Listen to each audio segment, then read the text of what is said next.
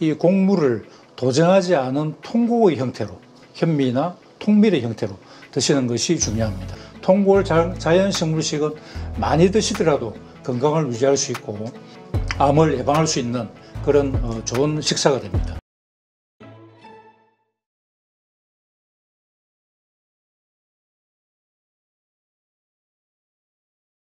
네, 오늘 모신 분은 암 박사로 유명하신 분이죠. 파인힐 병원 김진목 원장님 모셨습니다. 안녕하세요. 안녕하십니까. 네. 원장님 말씀하시는 여러 가지 이야기들을 들어보면은 많은 분들이 사기 암 치료에서는 식이요법이 핵심이다 이렇게들 생각을 하는 것 같아요. 그래서 잘 이해가 안 되는데 한번 차분차분 좀 질문 좀 드리겠습니다. 예.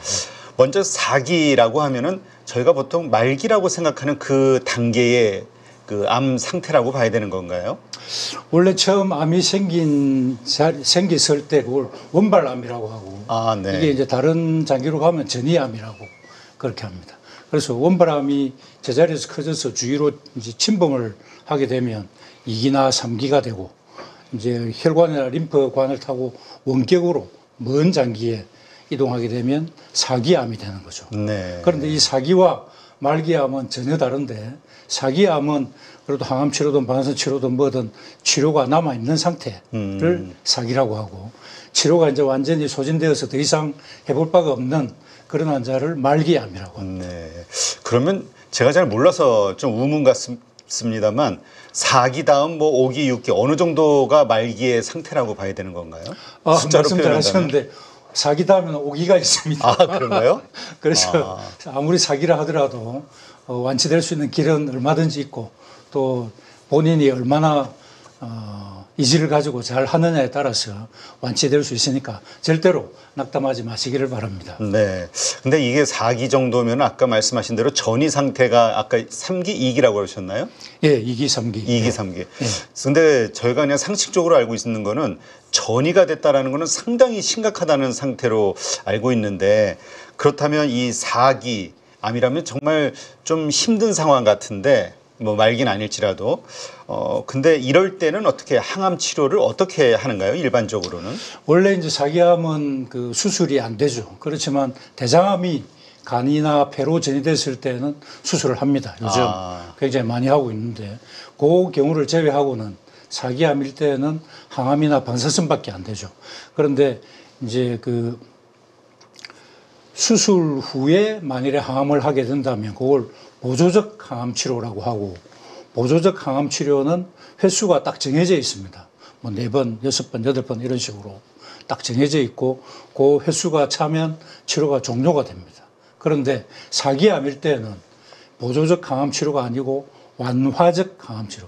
완화라는 거는 정상을 호전시킨다는. 네. 그래서 사기는 암으로 항암 치료나 수술로서 안 되니까 완치는 불가능하고, 이제 삶의 질을 좋게 하고 생명을 최대한 길게 연장한다.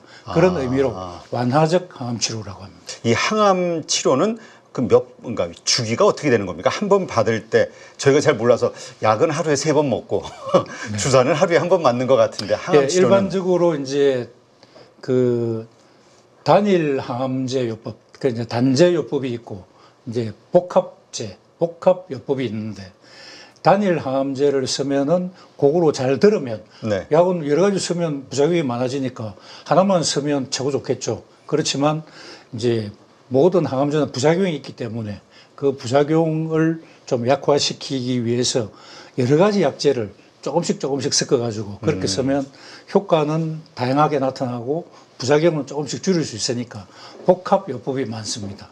그래서 이제 만일에 췌장암이다 그러면은 젬스타빈이라는 약과 시스플라틴이라는 약을 이제 2가지 병제요법으로 쓰는데, 만일 컨디션이 좋고 체력도 좋고 면역도 좋은 상태다 그러면 폴피리녹스라는 사제 병합요법을 씁니다. 네. 그래서 4가지 약제를 쓰면은 이 환자분이 4가지 약제로부터 공격을 받기 때문에 부작용도 굉장히 커지죠. 그래서 한 10번 정도 하면 환자가 완전히 그렇게 상태에 빠져가지고 더 이상 항암 치료를 하기 어려운 그런 상태가 되는데 통암 치료를 잘 받으면 컨디션도 좋아지고 부작용도 치료되고 해서 수십 번을 받아도 환자 상태가 잘 유지되고 아직 내성이 생기지 않는 그런 결과가 됩니다. 그래서 항암제를 한 번 투여할 때 그걸 이제 공식 명칭으로는 한 사이클이라고 하는데 네. 우리는 사이클이라고 하면 여러 요법을 투여한 1차, 2차, 3차 행걸 사이클이라고 일반적으로 이야기하는데 이제 공식적인 용어와 일반인들이 요구하는 용어가 좀 달라서 좀 헷갈릴 수가 있는데 어쨌든 우리 일반인들이 얘기하는 1차, 2차, 3차 그거는 이제 처음 받을 때를 1차 치료라고 하고 보통 3주 후에 2차 항암제가 들어갑니다. 네. 그리고 3주 후에 또 이제 3차 항암제가 들어가고 그렇게 이제 의학 용어로 1사이클, 2사이클, 3사이클 해가지고 보통 8번, 10번 하면은 내성이 생기기 때문에 이제 2차 약을 이때 이제 2차가 됩니다. 1차 약이 실패했기 때문에 2차 약을 선택하게 됩니다. 네. 예, 그래서 두 번째 항암제를 이제 우리 일반인 얘기로 1차, 2차, 3차 또 3주 간격으로 이렇게 투여를 합니다. 그 복합 치료에는 이 식이요법이 상당히 중요하다 이렇게 말씀을 하시는데요. 어떻게 식이요법을 해야 될까 많은 분들이 좀 궁금해하실 것 같아요. 사기암은 만일 아까 말씀드린 보조적 항암이다. 그러면은 수술 후에 수술로서 보이는 암은 다 드러내었고 이제 남아있는 미세암을 죽이기 위해서 항암 치료를 하는 거거든요. 네. 그래서 이제 목표가 뚜렷하죠. 암을 완전히 말살하겠다, 내 몸에서. 그런 목표가 있기 때문에 암을 굉장히 강하게 합니다, 항암 치료를. 그래서 부작용도 굉장히 큽니다. 네. 그렇지만 6회 내지 8회로 치료가 종결됩니다. 그런데 사기암에 있어서는 완치는 불가능하고 이걸 최대한 길게 생명을 연장하고 이제 컨디션이 좋게 만들어서 삶의 질을 좋게 하는 그게 목적이죠. 그래서 항암 치료를 강하게 한다는 것은 사실은 의미가 없죠. 길게 오랫동안 끌어야 되는데 항암 치료를 강하게 해버린다. 그러면 부작용이 많아가지고 환자분이 견디기 힘들어집니다. 그렇죠. 그러니까 사기암의 원래 취지에 벗어나는 거죠. 그렇지만 췌장암은 워낙 개발되어 있는 항암제 종류가 적고 췌장암 자체가 워낙 빠르게 성장하기 때문에 강하게 뭐 볼피리녹스 그 사제병제요법인데 그런 항암 치료를 하지만 일반적으로는 사기 항암 치료는 약하게 합니다. 네. 약하게 길게 최대한 길게 하려고 그렇게 합니다. 그렇게 되면 환자분의 컨디션이 어느 정도 유지가 되기 때문에 식이요법이 굉장히 중요하게 됩니다. 그 암 체질, 그러니까 이 체질에 따라서 그러니까 병이 암에 걸리기 쉬운 체질이 있고 좀 강한 체질이 있다 이렇게들 보통 얘기하는데 이 먹거리, 그다음에 식습관 이런 것들로 우리가 항암 체질을 만들 수 있다고요? 예, 암 체질이라는 것은 사실은 암이 잘 발생되는 상태.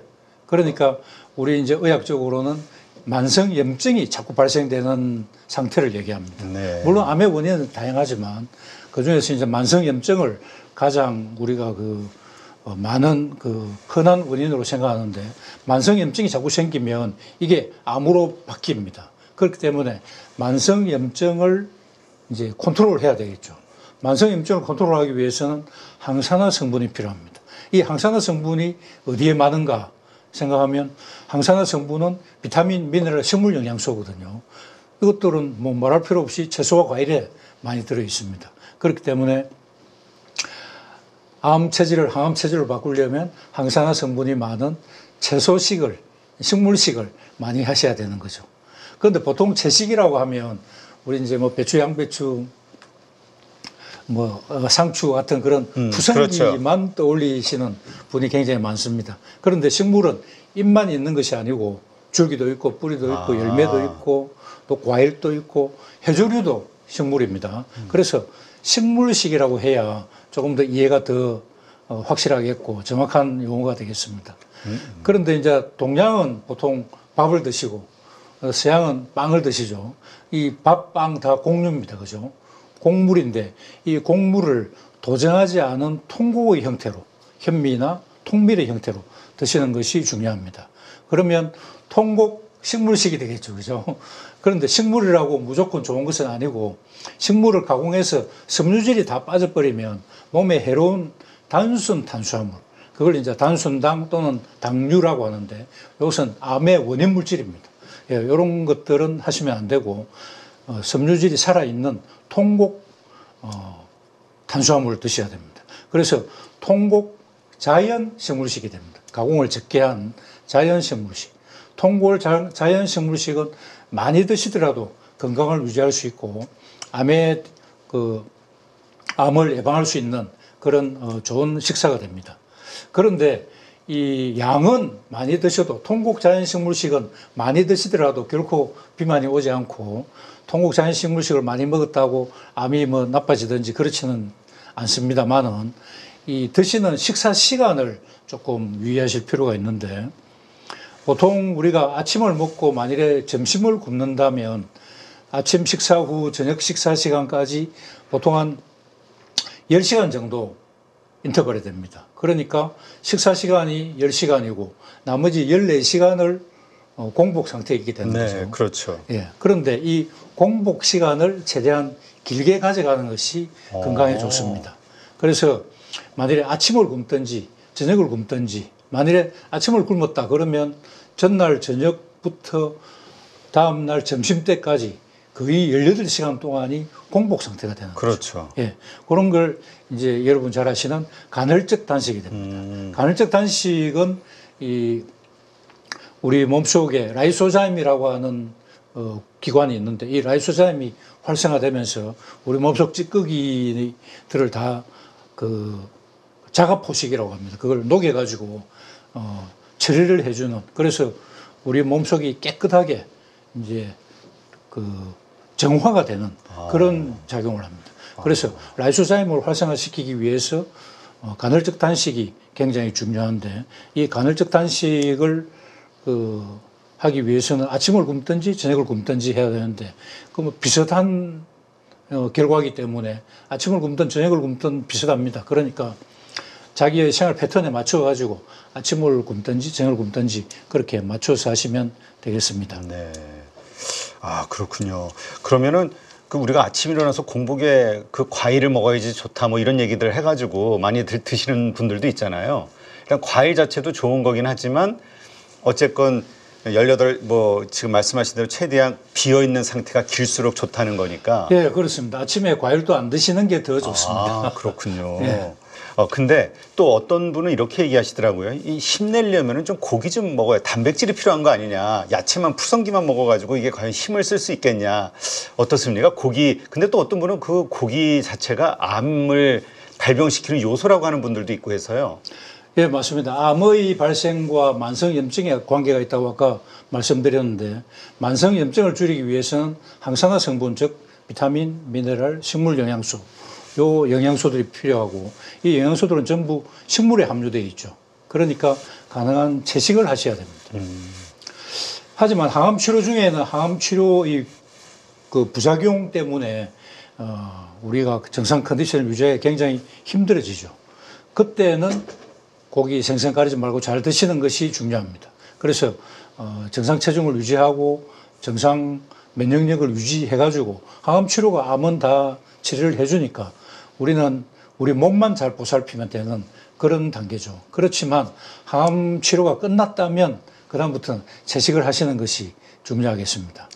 그리고 고기에는 단백질이 많이 있잖아요. 네, 그렇죠. 단백질은 최근에 이제 또 모든 방송에서 단백질의 중요성을 많이 이야기하는데 그것은 암 환자가 아닌 분들께 해당되는 말이고 단백질이 암의 성장을 촉진한다는 논문은 굉장히 많이 있습니다. 네. 그래서 단백질이 필요 없이 많은 건 과단백이 됩니다. 고단백이 아니고 과단백은 오히려 암 환자에게는 안 좋은 작용을 합니다. 그러니까 암 환자분들은 과단백이 되지 않도록 주의를 하셔야 되고 보통 채식을 하시면 비타민, 미네랄, 식물 영양소 같은 항산화 물질이 많은 그 이점과 함께 단백질이 좀 모자랍니다. 채소는 그렇죠. 육류에 비해서 채소가 단백질은 모자라죠. 저단백인 상태가 오히려 암 환자분들께는 더 좋은 작용을 한다는 겁니다. 예, 그래서 채식이 더 유리하다. 그런 말씀을 드릴 수 있겠습니다. 네. 그 야채, 과일 그냥 이렇게 씹어 먹는 게 좋습니까? 아니면 우리 보통 녹즙 짠다 뭐 해가지고 즙 짜서도 많이 먹었었잖아요. 예전에 유행도 했었고 그렇게 하는 게 더 좋다 뭐 이런 의견도 있었던 걸로 기억이 돼서요. 예, 우리가 그 채소가 좋다고 해가지고 채소를 많이 드실 수는 없습니다. 왜냐하면 씹는데 시간이 많이 걸리기 때문에. 네. 그래서 많은 양을 드시려면 녹즙을 만들어 드시거나 뭐 믹서기로 갈아서 드실 수밖에 없죠.